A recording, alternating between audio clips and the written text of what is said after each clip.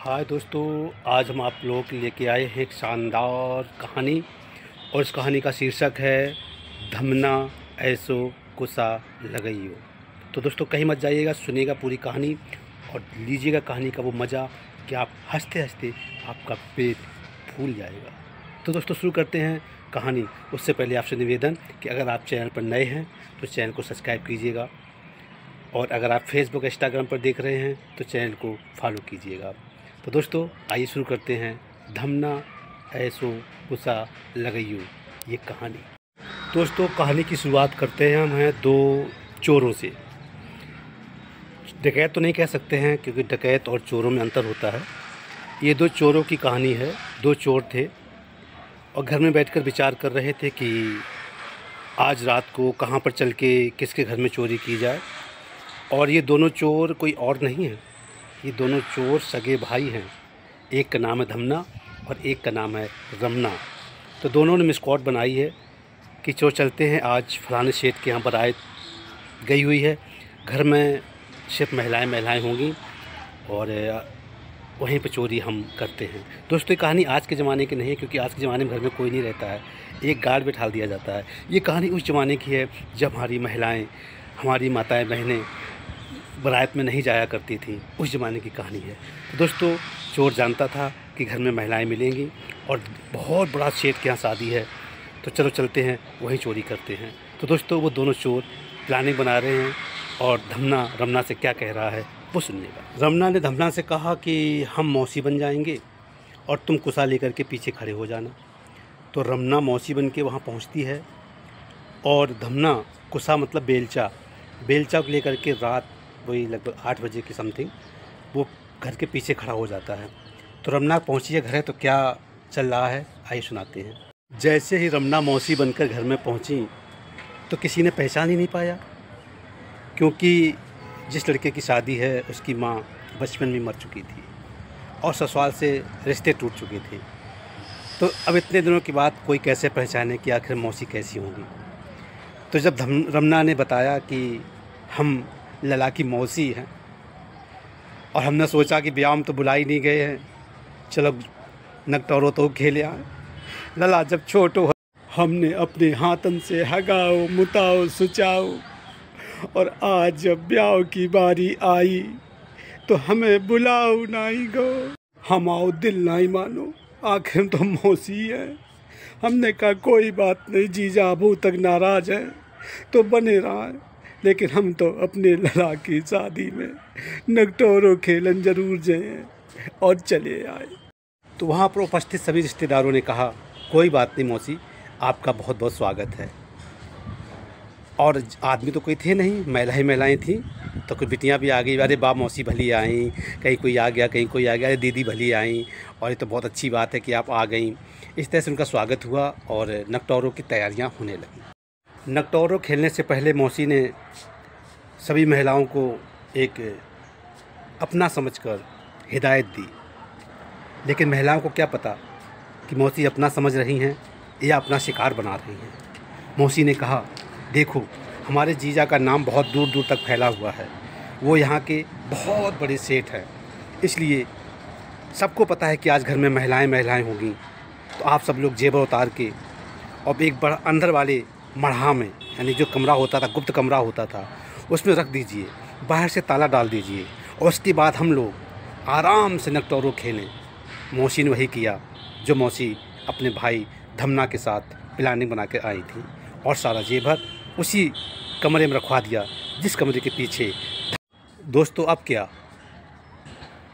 सभी वहाँ पर उपस्थित नारियाँ, हमारी माताएं बहनें बहुत खुश, वाह मौसी आपने कितनी अच्छी जुगत बचाई, और अब नगटोरो शुरू किया जाए। नगटोरो शुरू करने के लिए सारी लड़कियों ने कहा मौसी आप बड़ी बूढ़ी हैं, आप ही शुरू करें। तो आइए दोस्तों कहीं जाइएगा नहीं, नगटोरा शुरू हो रहा है, बहुत मज़ा आएगा। तो मौसी ने पहला गाना गाया कि धमना ऐसो कुसा लगइयो, जामे सजी मटकिया जाए। तो दोस्तों ये गाना ना तो कोई फिल्मी है ना कोई लोकगीत है, ये मौसी यानी कि डकैत द्वारा बनाया हुआ गाना है कि धमना ऐसो कुसा लगइयो जामे सजी मटकिया जाए।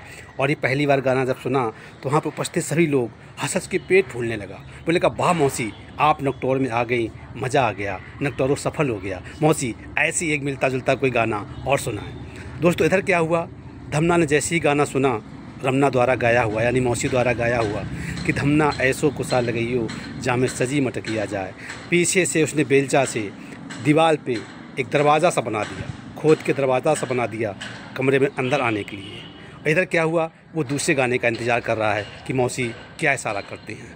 इधर मौसी ने दूसरा गाना। आइए दोस्तों, कहानी के बीच में थोड़ा सा और मज़ा लाने के लिए हम आपको धमना द्वारा बनाया हुआ गोला दिखाते हैं जो धमना ने बनाया है। उसके बाद नकटारा आगे शुरू करते हैं। दोस्तों यही गोला है जो बेलचा से बनाया गया है धमना द्वारा। तो दोस्तों जो धमना ने गोला बनाया हमने वो भी दिखाया। आइए शुरू करते हैं। लड़कियों ने कहा मौसी वाह वाह, ऐसे ही मिलता जुलता एक दूसरा गाना सुनाए। तो मौसी दूसरा गाना सुना रही हैं कि 20 हाथ पे धरी है मटकिया, धमना तुरते लेके जाओ। मौसी ने जब वो जेवर की मटकियाँ रखी थी तो चुपके से रखने में उन्होंने एक आइडिया ले लिया था कि लगभग 20 हाथ पर ही रखी हुई है। जैसे ही धमना ने गाना सुना, धमना ने मटकियाँ उठाई और दरवाजे के बाहर आके यानी जो उसने काटा था, गोला बनाया था बेलचा से, उसके बाहर आके खड़ा हो गया कि मौसी अब तीसरा इशारा क्या करती हैं। आखिर रमना ने दिखाई दिया कि हम मौसी नहीं चोर हैं और चोर वाला दिमाग भी चला दिया। धमना को तीसरे गाने के माध्यम से इशारा किया कि गोला छोड़ पगडंडी जइयो जामे देख कोई ना पाए। राग से गाया कि गोला छोड़ पगडंडी जइयो जामे देख कोई ना पाए। अब ये गाना तो बिटियों ने और सुना पहली बार ऐसा, तो मारे हंसी के बिटियाँ वहाँ की लोटी लोटी फिरी।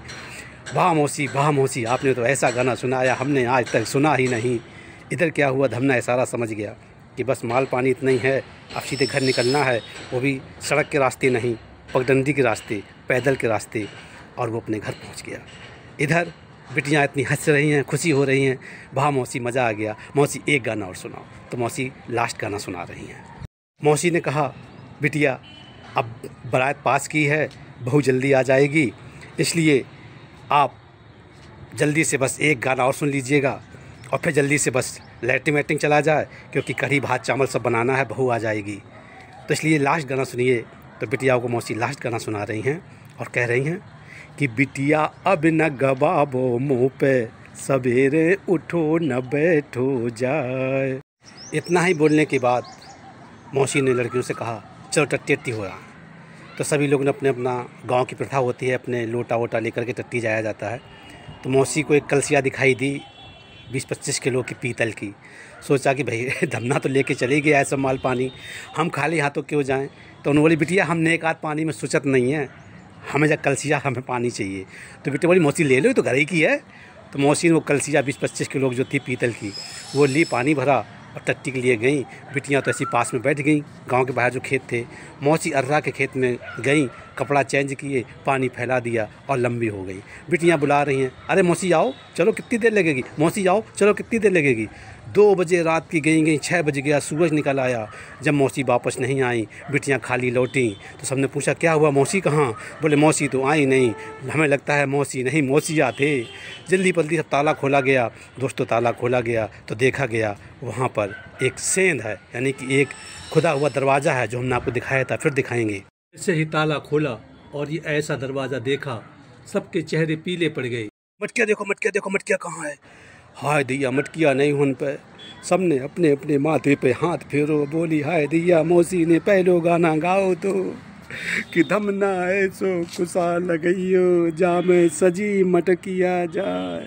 हमारे जा अक्कल पे पत्थर पड़े रे, हम ना ही जान पाए। तभी दूसरी बिटिया बोली अरे भैया जी दूसरा गाना सुनो, 20 हाथ पे धरी मटकिया।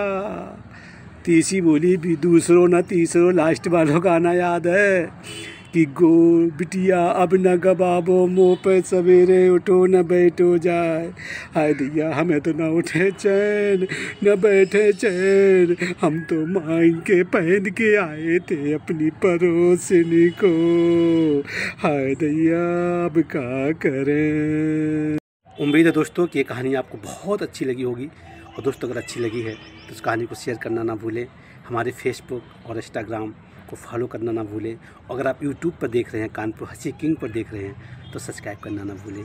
दोस्तों मुझे उम्मीद है कि आप लोग ऐसा ज़रूर करेंगे और कमेंट्स हमें बताएं क्या और कहानी सुनना चाहते हैं इसी प्रकार की, तो हम जल्द लेकर आएंगे आपके लिए एक और शानदार कहानी। लेकिन आप कमेंट में जब कहेंगे तो ही मुझे इंतज़ार है आपके कमेंट का कि आप कहानी और सुनना चाहते हैं। पहचान तो लिए होगा, कानपुर से नारायण शुक्ला यानी कानपुर हंसी किंग।